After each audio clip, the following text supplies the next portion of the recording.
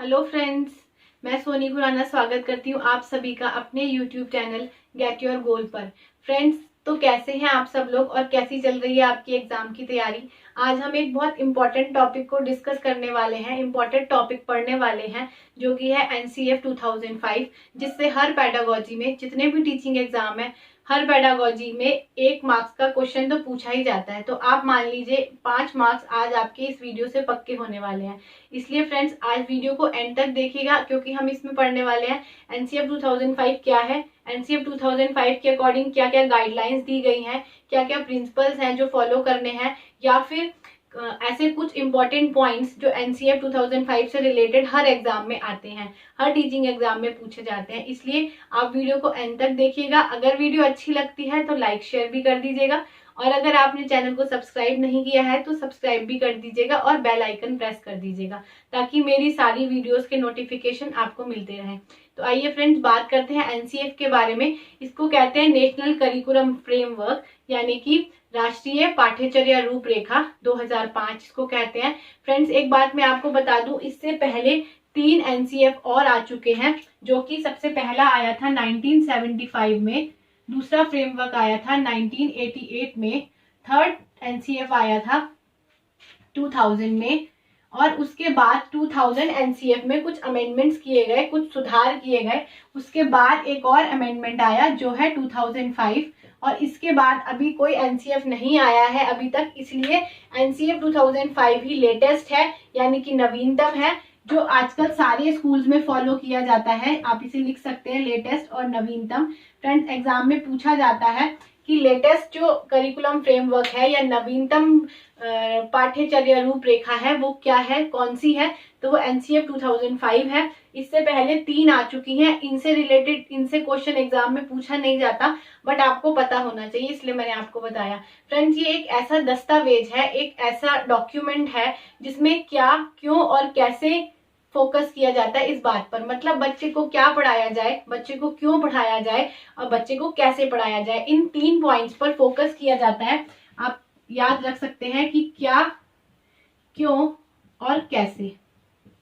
ठीक है friends, mister Rabindranath Tagore ने एक पुस्तक लिखी थी जिसका नाम था सभ्यता और प्रगति। ये भी आप याद रखेंगे क्योंकि पूछे जाते हैं क्वेश्चन, इस बात से भी पूछे जाते हैं। सभ्यता एवं प्रगति एक बुक लिखी थी रविंद्रनाथ टैगोर ने, मिस्टर रविंद्रनाथ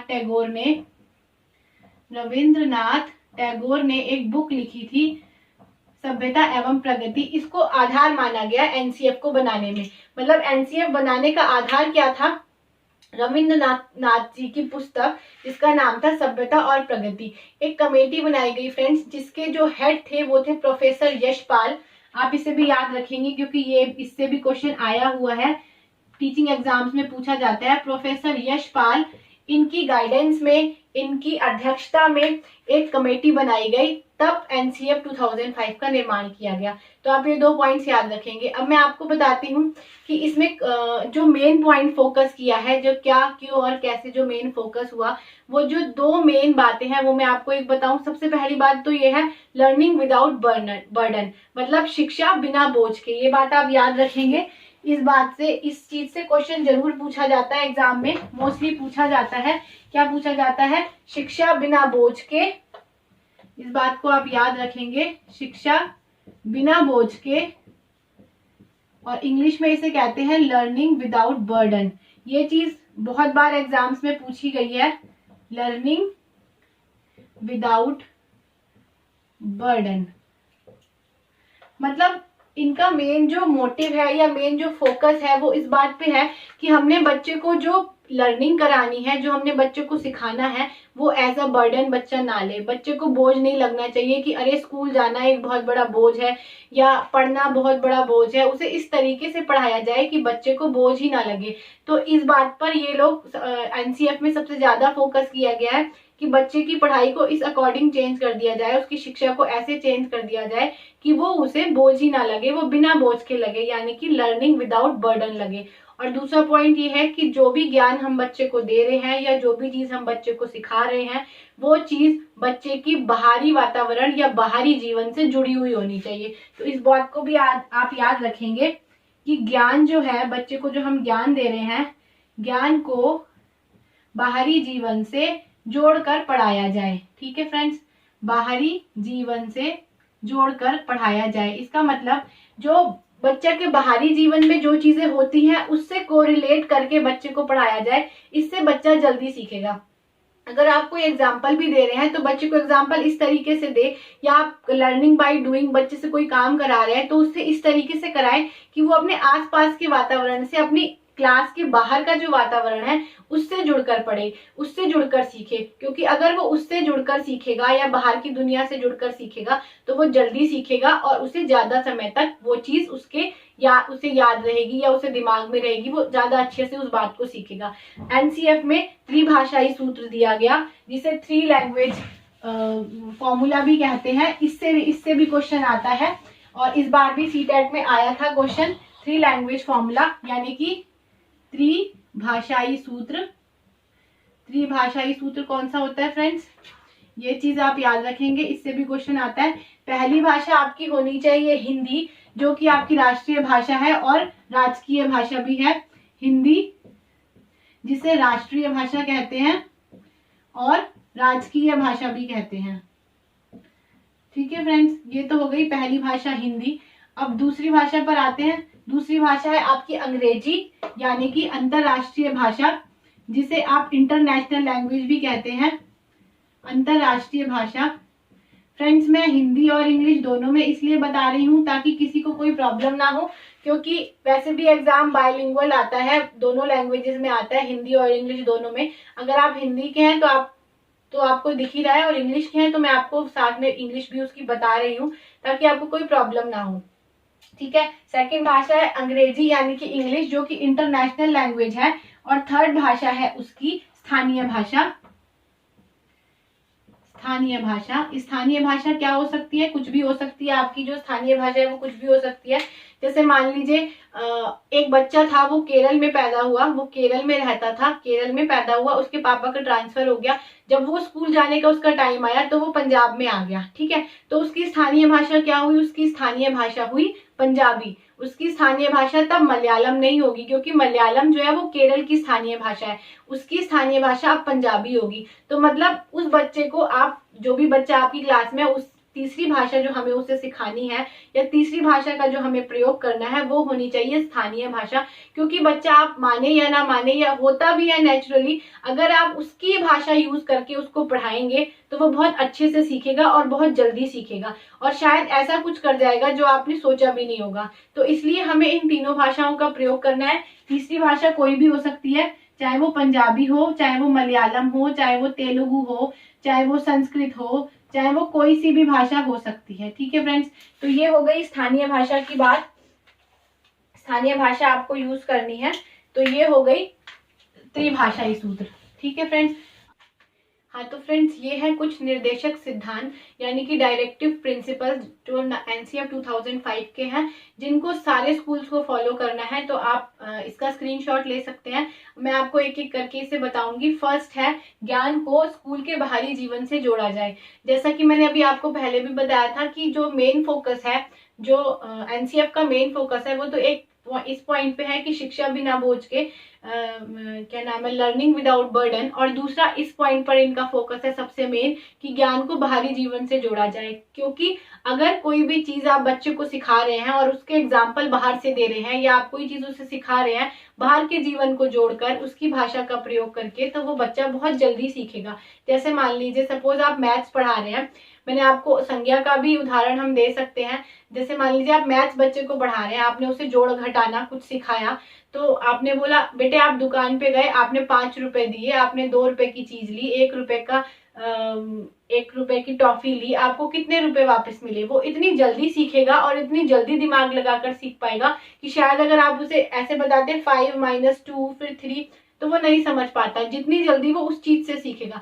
तो आपने बच्चे को जो भी चीज सिखानी है वो बाहरी वातावरण से रिलेट करके सिखाओ, या फिर जो भी हमारी पुस्तक में जो भी चीज होनी चाहिए वो बाहरी वातावरण से रिलेटेड होनी चाहिए। ऐसा नहीं होना चाहिए कि आपकी लाइफ में तो कुछ और चल रहा है, बाहर की दुनिया में कुछ और चल रहा है, और जो नोटबुक्स है या जो पाठ्य पुस्तक है वो कुछ और ही पढ़ा रही है। ठीक है, तो जो आपका पहला पॉइंट है वो ये है कि ज्ञान को बाहरी जीवन से रिलेट करके पढ़ाओ और उसके साथ उसको जोड़कर पढ़ाओ। सेकंड पॉइंट है, पढ़ाई को रटन प्रणाली से मुक्त बनाया जाए। मतलब आपने रटना तो सिखाना ही नहीं है, बच्चे को रट्टू तोता तो बनाना ही नहीं है। आप क्या करेंगे, बच्चे को ऐसा एटमोस्फेयर देंगे कि वो करके सीखेगा। जॉन डीवी भी थे, वो भी कहते थे लर्निंग बाय डूइंग होना चाहिए। जॉन डीवी ने अपने लैब स्कूल्स खोले थे अपने वाइफ के साथ, तो उनका मेन मकसद ही यही था कि बच्चा करके सीखे। जैसे मारिया मोंटेसरी थी या फ्रोबेल थे, वो सब इसी चीज के पक्ष में थे कि बच्चे को करके सिखाए, बच्चे को रटाना नहीं है। मतलब अगर एग्जाम में जैसे मान लीजिए सपोज कि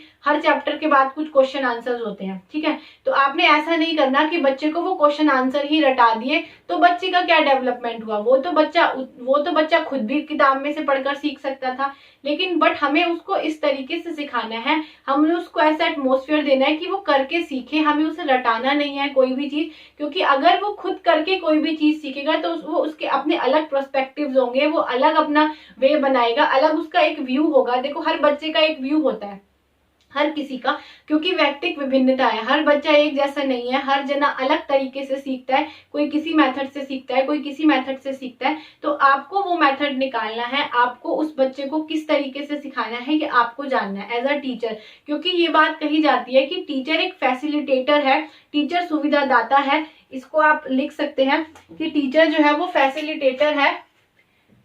ये पूछा जाता है, ये भी एग्जाम में पूछा जाता है, बहुत बार पूछा गया है कि टीचर क्या है। टीचर हेल्पर है, टीचर फ्रेंड है, टीचर एक गाइड है, टीचर एक गुरु है, क्या है? टीचर है फैसिलिटेटर, यानी कि सुविधा दाता। टीचर जो है वो सुविधा देने के लिए आपको एक बच्चे को, इसलिए ये बात भी एनसीएफ में बोली गई है, आप इसे याद रखिएगा कि टीचर सुविधा दाता है।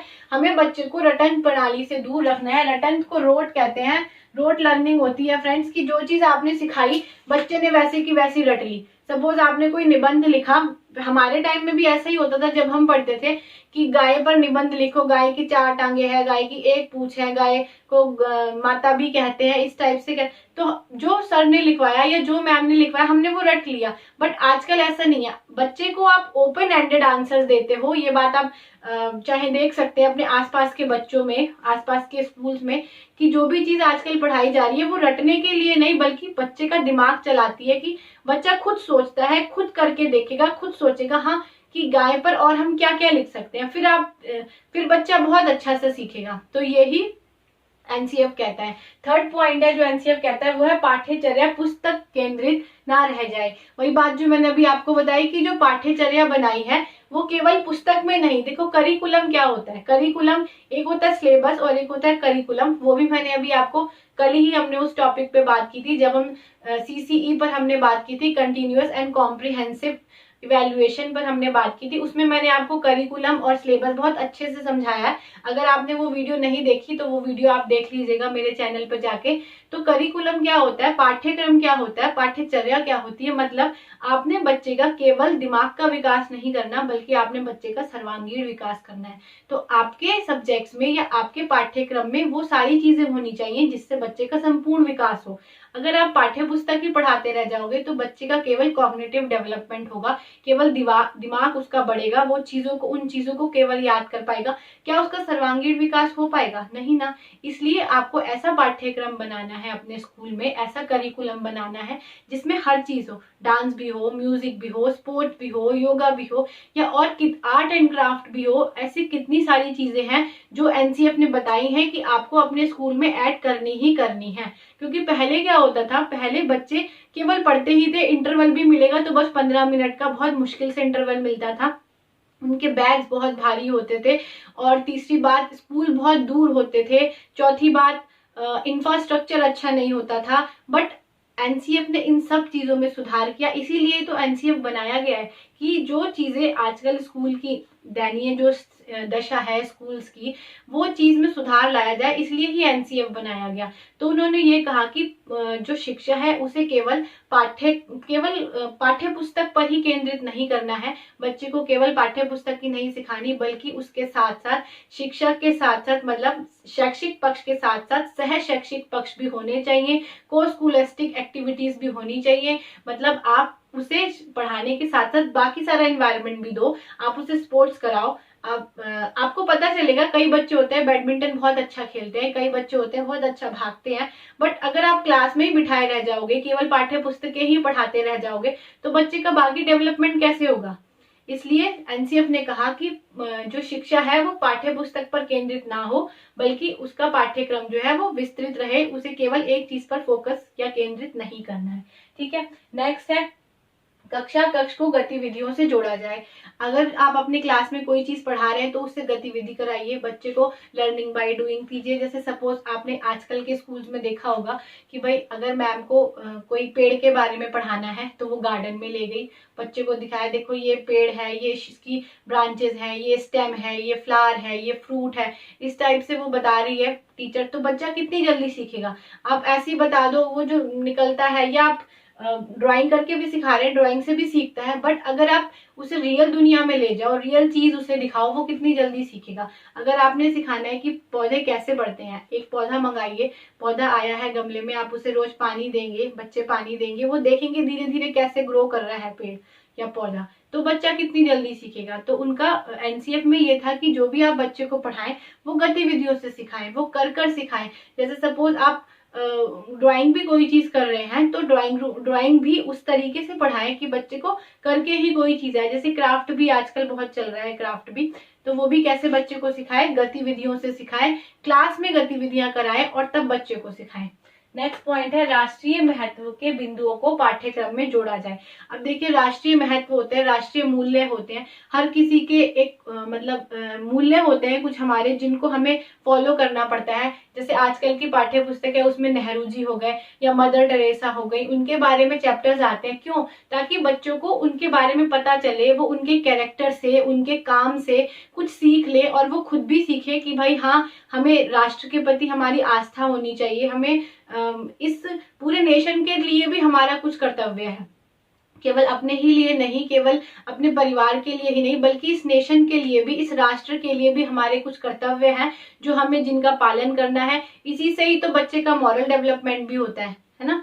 जो मॉरल डेवलपमेंट बच्चे का होता है वो किससे होता है, वो इन मूल्यों से ही होता है, इन राष्ट्रीय मूल्यों से ही होता है। तभी बच्चे को समझ आता है कि क्या क्या चीज नैतिक है, क्या चीज अनैतिक है। तो हमारी पाठ्य पुस्तकों में इन टॉपिक्स को जोड़ा जाए, हमारे पाठ्यचर्या में इन टॉपिक्स को जोड़ा जाए, चाहे किसी भी वे से आप पढ़ाएं, चाहे आप बच्चों को एक्स्ट्रा पीरियड में नैतिक मॉरल डेवलपमेंट की स्टोरी सुना सकते हैं, या फिर स्मार्ट बोर्ड पर कुछ दिखा सकते हैं, या फिर उन नेताओं के बारे में, या फिर उन लोगों के बारे में जिन्होंने कुछ किया है, वो चीजें आप बता सकते हैं। तो वही चीज एनसीएफ में बोली गई है कि जो राष्ट्रीय महत्व के बिंदु हैं उन्हें पाठ्यक्रम में जोड़ा जाए, ताकि आस्थावान बच्चों, राष्ट्र के लिए आस्थावान बच्चों का निर्माण हो सके, या राष्ट्र के लिए आस्थावान बच्चे पैदा हो सके।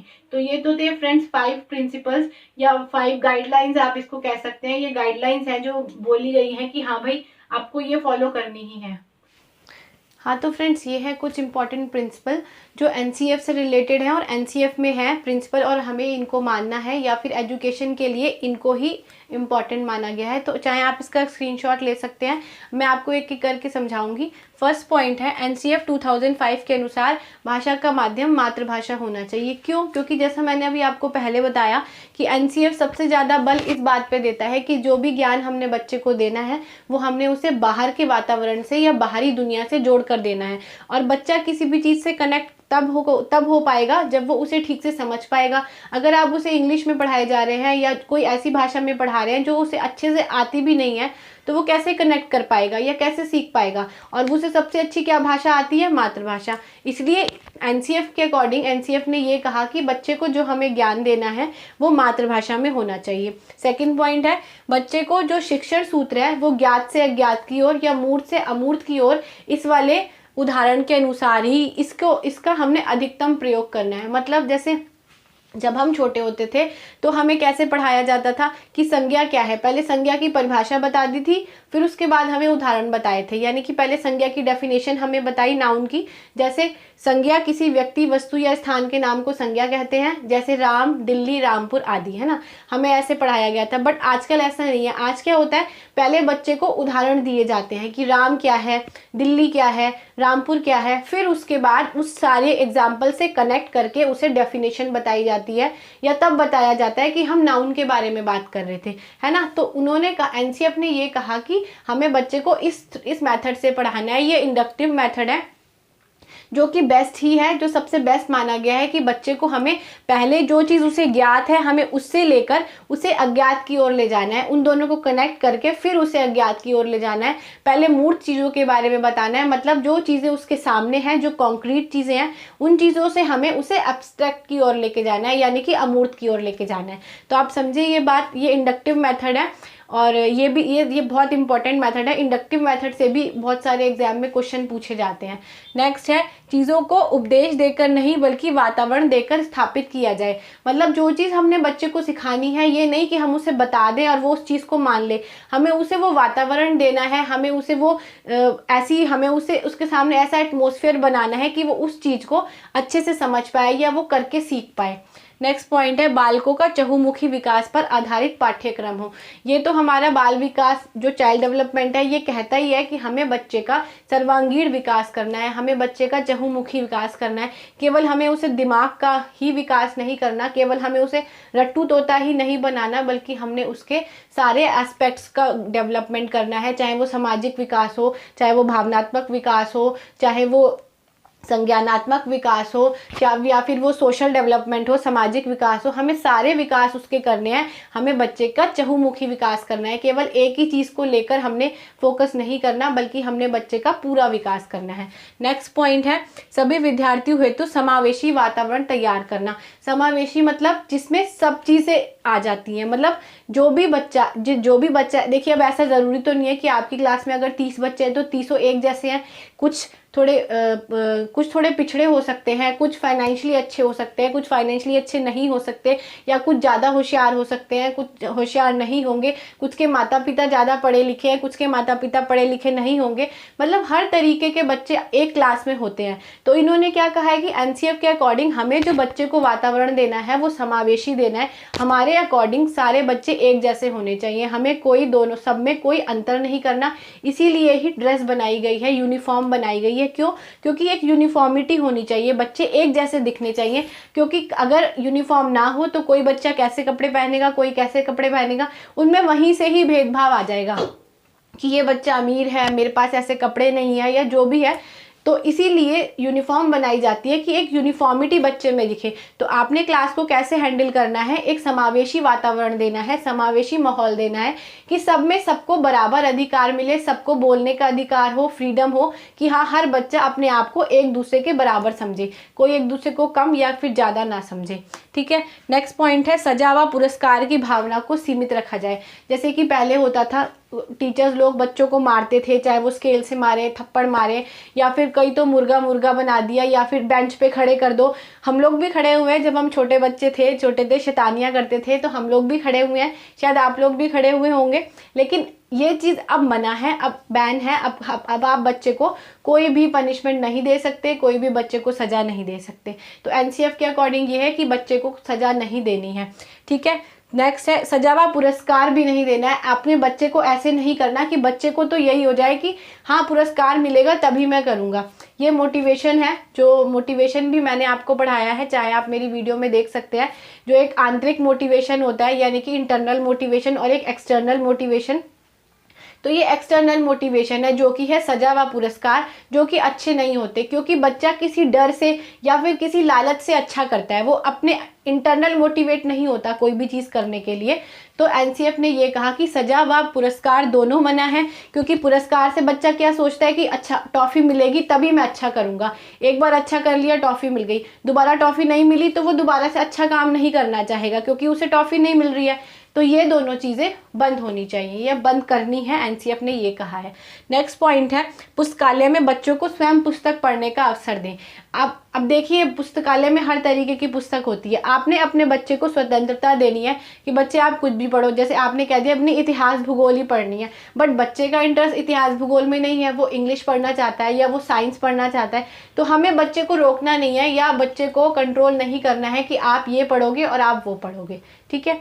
अब आते हैं नेक्स्ट पॉइंट पर। नेक्स्ट है, बच्चों को स्कूल के बाहर के जीवन से तनाव मुक्त वातावरण प्रदान करना है। अब हमने बच्चे को घर का क्लास का तो वातावरण अच्छा दे दिया, क्लास में हमने उसे फ्रीडम दी बोलने की, हमने उसके साथ इक्वल समान व्यवहार किया कि हाँ बेटे तुम सबके बराबर हो। हमने उसे सजा भी नहीं दी, हमने उसे पूरी आज़ादी दी हर चीज़ बोलने की, हमें उसे करके भी सिखाया। बट क्लास के बाहर जाकर, अपने घर जाकर उसका माहौल ख़राब हो जाता है या फिर घर में किसी वजह से तनाव चल रहा है या जो भी है, तो हमारी कोशिश ये होनी चाहिए कि हम कोशिश करें कि क्लास से बाहर भी उसे अच्छा वातावरण मिले, यानी कि तनाव मुक्त वातावरण मिले।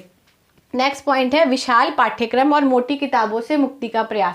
हमारे टाइम में क्या होता था, हिस्ट्री सामाजिक विज्ञान है तो सामाजिक विज्ञान की इतनी मोटी बुक है, इसमें हिस्ट्री भी है, ज्योग्राफी भी है, सिविक्स भी है, और अगर मैथ्स है तो उसी में ही ज्योमेट्री है, उसी में ही ट्रिग्नोमेट्री है, उसी में ही अर्थमेटिक्स है, उसी में ही सब कुछ है, जो बीज गणित और रेखा गणित, अंक गणित सारे मिलाकर एक ही बुक में है। ऐसा था हमारे टाइम में, बट अब ऐसा नहीं की है। एनसीईएफ ने चेंज कर दिया, एनसीईएफ ने सारी बुक्स को डिवाइड कर दिया, इवन टर्म्स में भी डिवाइड कर दिया। जैसे पहले एफए और एसए होते थे तो बुक्स एक साथ होती थी, बट अब उन्होंने टर्म्स को भी अलग कर दिया कि फर्स्ट टर्म की ये कॉपीज़ होंगी, सेकेंड टर्म की ये कॉपीज़ होंगी। अगर आपकी नॉलेज में कोई आसपास छोटे बच्चे हैं तो आप उनसे जानकारी लीजिएगा, या आपके बच्चे हैं तो आपको पता होगी ये बात कि अब टर्म में डिवाइड हो गई है हर चीज़, first term, second term, term के अकॉर्डिंग डिवाइड होगी, और उसके साथ साथ कॉपीज़ और बुक्स को भी डिवाइड कर दिया गया। अगर फर्स्ट टर्म की बुक्स हैं तो बच्चा बैग में फर्स्ट टर्म ही लेके आएगा, सेकेंड टर्म में आ गया तो वो सेकेंड टर्म्स की बुक्स और कॉपीज़ लाएगा, फर्स्ट टर्म की घर रह गई।